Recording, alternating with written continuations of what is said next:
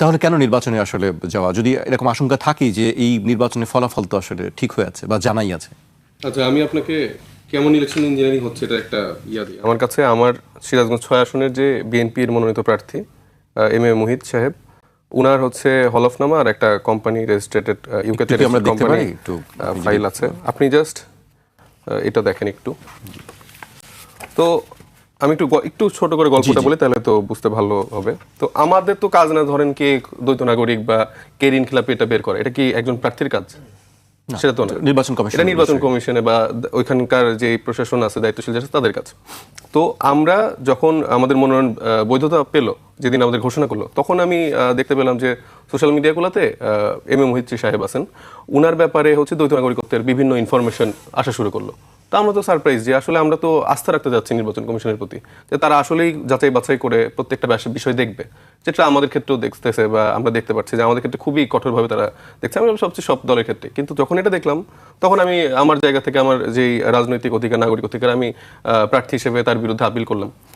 Appeal করার সময় আমি তাদেরকে জিজ্ঞেস করলাম যে আপনারা কি এটা ভেরিফাই করেন নাই? বলছে এটা তো আপনারা দেখবেন, আপনারা বের করেন। তো তাদের এই কথাটা শুনে প্রথমে বুঝলাম যে আসলে তারা কতটুকু একটা দলের প্রতি বায়াসড। ঠিক আছে, ফাইন। তো তারপরে গতকালকে আমার শুনানি ছিল, ওনারাই বলছেন যে এটা আপনারা দেখবেন, এটা নাকি আমাদের বের করার কাজ। মানে বলছি এই ইনফরমেশনগুলো আপনারা চেক করে বের করবেন না। তো গতকালকে আমার শুনানি ছিল। তো শুনানিতে আমাদের কাছে ধরেন অ্যাজ এ সিটিজেন আমাদের কাছে তো খুব বেশি ইনফরমেশন পাওয়ার সুযোগ নেই। এই যে আপনি দেখেন, এটা একটা মানে গভর্নমেন্টের অফিসের কোম্পানি রেজিস্টার্ড একটা জায়গা। আমি এখানে মুহিত সাহেবের যেই ইলেকশনে যে হলফনামা দিয়েছে, সেখানে দু একটা ইনফরমেশন বলি, আপনি জাস্ট একটু মিলাই নেন। একটু 3 নাম্বার পেজে দেখেন ওনার নাম কি মুহিত দেয়া আছে কিনা। থ্রিতে মুহিত দেয়া আছে। তারপরে আপনি এরপরের কয়েকটা পেজে যান, প্রবাবলি এটাতে, এখানে ওনার মেয়ের নাম হচ্ছে শামামা মুহিত কন্যা, এই যে এখানেও কিন্তু সেটা দেয়া আছে। তারপরে এখানে ওনার যে বয়স, ওনার বয়সও সেম। তারপরে ওনার যে ওয়াইফের নাম সেটাও সেম। তো এখান থেকে তো মোটামুটি তার দেয়া প্রাপ্ত তথ্য অনুযায়ী কোম্পানিটা রেজিস্ট্রেড হয়েছে ইউকেতে, এবং এটা ইউকের অফিশিয়াল ইউনাইটেড কিংডমের রেজিস্ট্রি।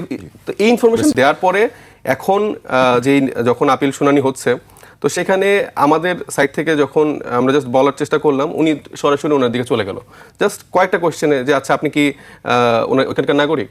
মানে উনি পারলে কোয়েশ্চেনের উত্তরটাও দিয়ে দিচ্ছে। উনি বলার চেষ্টা করছে যে না, আমি মানে সারা জীবন পড়ালেখা এখানে করছি, তারপরে 15 বছর ওইখানে পিএইচডি করছি, এরকম সে ইনফরমেশন দেওয়ার চেষ্টা করলো। তারপরে বলছে যে উনি বলছে যে আপনি ছিলেন না তো কখনো, তাই না? বলছে না, আমি কখনো নাগরিক ছিলাম না।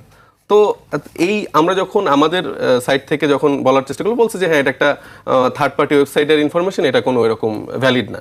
তো আমি এতগুলো তথ্য দিলাম, যেখানে অনেকগুলো ইনফরমেশন একসাথে মিলতেছে। তো আপনার তো সুযোগ ছিল যে এই ইনফরমেশনের থ্রুতে তার পাসপোর্ট নাম্বার বা যাচাই বাছাই করার সুযোগটা ছিল, সেই সুযোগটাই তো আপনারা নিলেন না। এবং তাকে মানে উইদিন ধরেন 5 to 10 মিনিটসের মধ্যে ওনারটা জাস্ট শুনেই তাড়াতাড়ি করে বলে হ্যাঁ আপনি এটা বৈধ।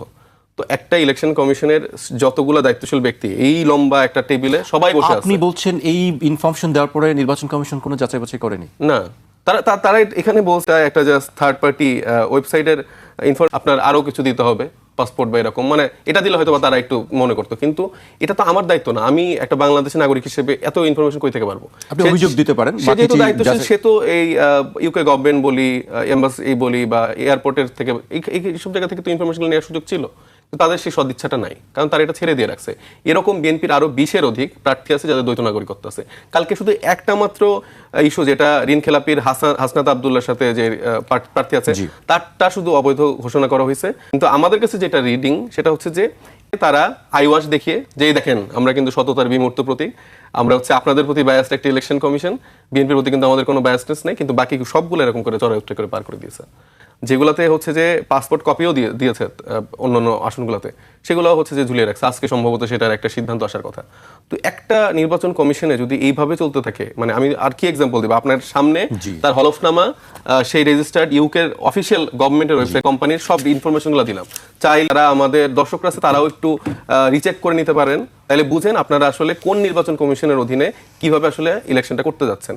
সো এত কিছুর পরও আমরা তো আসলে এই তরুণরাই তো মাঠে থেকে ছাত্র জনতা সবাই মিলে এই অভ্যুত্থানটা সফল করছি একটা নতুন বাংলাদেশ বিনির্মাণের জন্য, একটা পরিবর্তিত বাংলাদেশ যেখানে একটা সিস্টেমেটিক পরিবর্তন হবে। কিন্তু সেই সিস্টেমেটিক পরিবর্তনের জন্য এখন গণভোটের জন্য আমরা হ্যাঁ ক্যাম্পেইন করছি, কিন্তু ওই দলটা আসলে সেটাতেও না। মানে তারা আসলে কি চাচ্ছে, মানে একদিকে আমরা দেখতেছি যে মানে এই জুলাইয়ের ফলেই তো আসলে যে অ্যাটর্নি জেনারেল মানে হলেন, যে ওনার নাম কি, মোহাম্মদ আসাদুজ্জামান, তো সাবেক যে অ্যাটর্নি জেনারেল ছিলেন, সে এখন হচ্ছে বিএনপির প্রার্থী হিসেবে ইলেকশন করতেছেন। তো সে একটা সবাই যে বলতেছে যে যখন হচ্ছে যে এরকম রিড করা হয়, সে নাকি এটা আটকানোর চেষ্টা করছিল, যে না তো আমরা সবাইকে এরকম করে করতে পারি না, এবং তারা এখন বলা শুরু করছে ইলেকশনের মাঠে। আগে তো বলতো না, এই একটা ভেগ আনসার দিত তারেক রহমান সাহেবের মতো, উই হ্যাভ প্ল্যান কি সেটার কেউ জানে না। সো এই উই হ্যাভ এ প্ল্যানের মতো করে তারা প্রত্যেকটা জায়গায় ভেগ এরকম করে উত্তর দিত, হ্যাঁতেও আসি নাতেও আসি, কিন্তু কোনো উত্তর দিত না। এখন ইলেকশনের আগে হয়তো কিছু ভোটার ব্যাংক ট্যাঙ্ক দেখতে পাচ্ছে, তখন এগুলো জানাচ্ছে। আবার দেখতেছি যে এই মানে বিভিন্ন হত্যা মামলায় আসামি এরা 200-300 কর্মী বিভিন্ন জায়গায় আওয়ামী লীগের যারা ছিলেন তারা সব বিএনপিতে যোগ দিচ্ছে, সেটা আবার ফলাও করে তারা অনুষ্ঠান করে তাদেরকে গ্রহণ করতেছে। তো এই যদি হয় বিএনপির অবস্থান, কথাই যদি হয় বা আপনার বক্তব্য অনুযায়ী যদি অবস্থা যদি এটাই হয় যে আপনারা বুঝতে পারছেন, তাহলে কেন আসলে সেই নির্বাচনে আপনারা পার্টিসিপেট করছেন? আমরা তো চেষ্টা করতেছি, মানে বলে কয়ে প্রতিবাদ করে সর্বোচ্চ চেষ্টাটা আমরা তো করে যাচ্ছি, কারণ আমরা তো নতুন করে আর কোনো রক্তপাত চাই না, কোনো হানাহানি চাই না। আমরা চাই নতুন বাংলাদেশে এই ফ্যাসিবাদ বিরোধী সকল শক্তি মিলে একসাথে। আমার আপনার মতো পার্থক্য অবশ্যই থাকবে, আমি আমার আইডিওলজি নিয়ে, আমি আমার মুভমেন্ট বা আমি আমার জায়গা থেকে যে ইশতেহারটা জনগণের জন্য আমি রেডি করেছি সেটা নিয়ে আমি তার দাঁড়ে দাঁড়ে যাই। সে যদি মনে করে আমাকে ভোট দিবে, প্রশাসন জাস্ট নিউট্রালি তাদের জায়গাটা পালন করুক, না এনসিপি, না জামাত, না বিএনপি, না ভাইদের কারো পক্ষে তো হওয়ার দরকার নেই। এই চেয়ারটাই বসছেন, আপনাদের একটা অর্পিত একটা আমানত, সেটা আপনারা পালন করেন। এখানে কাউকে আলাদা করে সুযোগটা তো দেওয়ার দরকার নেই, কিন্তু তারা না করে এইগুলা করতেছে।